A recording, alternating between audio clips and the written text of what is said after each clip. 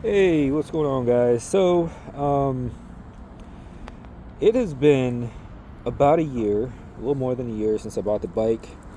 The BMW brought her home from, motorcycles to Cape Fear, I think is where I got it from. Um, and so I figured I better just keep my notes going, um, and I would publish it this time, just to look back on it. You know, you never know. I've had so many bikes, might get rid of it.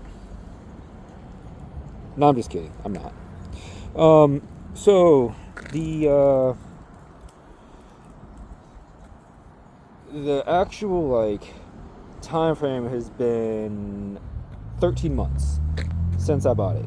I did get it brand new. Drove out after work out to motorcycles at Cape Fear, BMW motorcycles at Cape Fear, and picked it up. They gave me a pretty good deal on it. It was really cool, man. It was a good experience. I've dealt with quite a few dealers, and they were pretty good. Went out there, had everything ready, super easy process. Turned around, came back in 15 minutes. It was, 20 minutes maybe. It was just great. Fair on the trade-in. Actually, they over allowed on the trade-in a little bit, just because I was driving out there. They didn't have the ability to send it at the time. But really cool experience. Great guys out there. Give me a shout if you're looking for something. But and I will be buying another bike, I think, from them. We'll see. If they happen to have the bike I'm looking for, then I will be doing business with them again. Let's see. Purchase experience was great, which I cannot say for some of the other bikes I've had. And I've had Aprilias, Kawasaki's. I should really do a video about the Aprilia, why I don't have it anymore. Victory, cruiser, big boy cruiser. But yeah, it was good. This experience is great. So let's see, what are my miles sitting at right now? Just went out to the mountains, so she's a bit dirty. Let's see, that was already in there. So, and I need gas bad. I came to my local mall to pick up some stuff from Buckle, because I like Buckle. ABS setting is all messed up, so we've got 37 miles to go. There we go. 6,740 miles on it. Did an oil change. I will probably be doing a video about that on it coming up. I had the dealer do it just because it was included for the next 3 years or something, 2 years. So I'll talk a little bit about that. Cost of ownership. So far, 6,700 miles. I have switched out shoes. It's got some different shoes on there. I think I put a video up about it. If not, I'll put it in later. It's relatively long. Oh no, I messed that video up. That's right. Disregard. That video is not coming until the next time I get shoes. But the original, they ran like 5,000 miles, which is pretty good. I'm nice with my tires. These have approximately 1,400 miles on them, so we'll see how they do. Bridgestone's S23. I'm a big fan of Bridgestone. A lot of people don't like them. I love them. I'm not that great of a rider, and I've gotten into trouble a million times. Not a million, but a couple times, and at least a couple times that rubber has saved my life. So put good rubber on the tire, on your tires, boys. Let's see. Yeah, so with 6,000 miles, I'm about 2,000 miles, roughly 1,600 miles shy of where I needed to be at this time. I want to put this bike to 36,000 in 3 years. So we'll see. I think what happened was back about 6 months ago, I picked up my buddy's Kawasaki. And when I got the Kawasaki, I was riding and trying to get a feel for it. It was lowered. I was just trying to figure out, what I was going to do with it.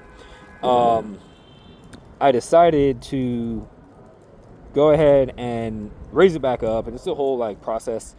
But when it was all said and done, I had put I don't know, 2,500 miles on that Kawasaki, riding it every weekend, just hopping on all the time. I use it as my round town bike. It's just, I don't know, it seems a little bit better for around the city, which doesn't make any sense. I guess it does have lower horsepower, but that's besides the point. It's not like I can tell. It just feels better when you're maneuvering in these city environments, than this one. This one is definitely, she's got long legs, bro. Long legs. But anyway, so I need to catch up on that. I'll probably do that. As long as the temp's in the 40s, I'm riding, baby.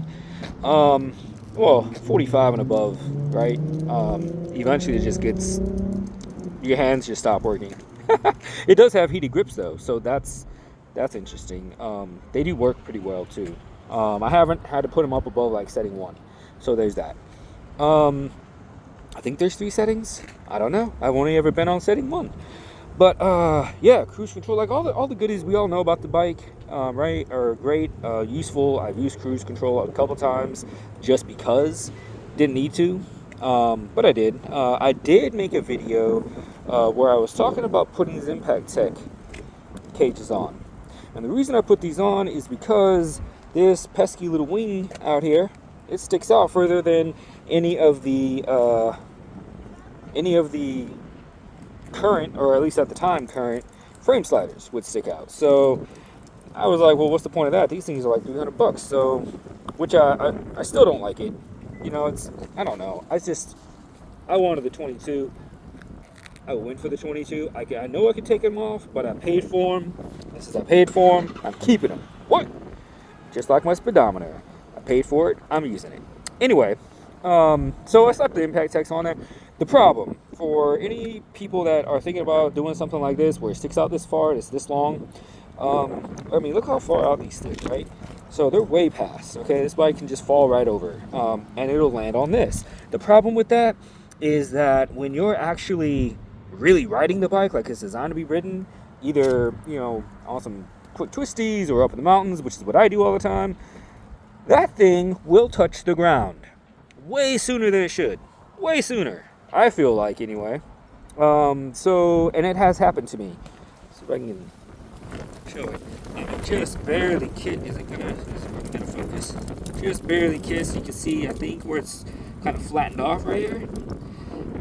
That was on 181, and I was passing a couple of cars in a 2-lane section of 181 because that's legal. And I came in hot to a corner, it came out wide, braked hard, did all the good stuff, slammed the bike over, right? Like halfway through the slam, I was going to continue going, and bing, it bounced off of that, and I was like, oh my god, stood up on the bike and slowed down, like slowed the flock down. So I either got to ride slower or take them off. I think they're coming off, to be fair, but we'll see. I like the way they look, actually. They look pretty sick. And like I said, you can literally put the bike sideways and nothing touches, not even the mirror. So shout out to Impact Tech. They do a heck of a job. Easy installation after you figure out what you're doing. And about, if I'm saying it's easy, it's pretty easy. I mean, it took me a while, but it was still like easy retrospectively. So yeah. Like I said, I covered a little bit of the maintenance. Like, all I've done on is oil changes, a couple of oil changes, and tires. Have had no issues with the bike whatsoever, which is not to be expected, I guess. Nobody expects to have issues with the S1000RR. BMW makes a heck of a bike. I mean, that's all I can tell you. They make a heck of a bike. We're coming up on like 10 months since that's been on, the LV. It's coming off this year, woohoo, because that's going away, that sucker. And we're going to skinny her up. It's going to be great. She's going to love it. She's going to be thankful. Let's see. I don't baby this thing, man. I ride the crap out of it. I mean, I really do. So it's been pushed pretty hard. Like I said, in all my videos, or most of them anyway, I'm not the best rider out there. Lots of learning to do. But I do push the bike as much as I'm comfortable doing. So it gets worked. The feel of it is amazing when you're on it. It's smooth. It's butter, man. It's just like, it's just nice. It's nice. You gotta, if you've never been on one, go get on one. Go get on one. Just make sure that, you're confident you're not going to buy it, or that you're actually in the market. Because after you get on this sucker, you're not going to jump back on that R6. You're not going to want to jump on that R1. I mean, or actually, that's not true. I really like the ZX10 that I have, so I'll do a video about that. Anyway, the drawback. I am a short person. So I am 5'6" on a good day. I've been thinking about getting those shoes that add like an inch or two that everybody's wearing right now. I just can't bring myself to do it yet. I may in the future. I mean, I'm teeny, right? I'm a little guy, and that's a big goddamn bike, at least for me, right?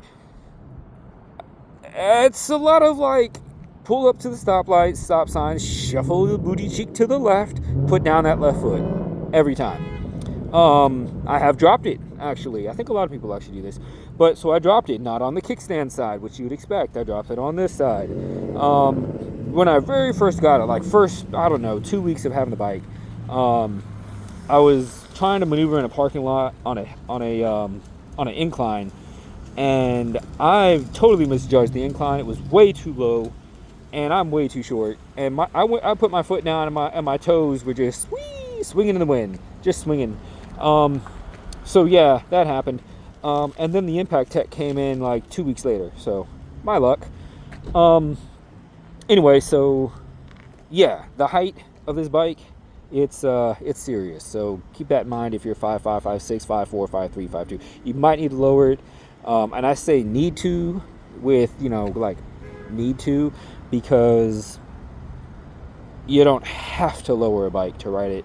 I happen to actually know a dude who's like 5'2", 5'1" maybe. He's about the same size as my buddy T that you've seen, and he rides his bikes full height.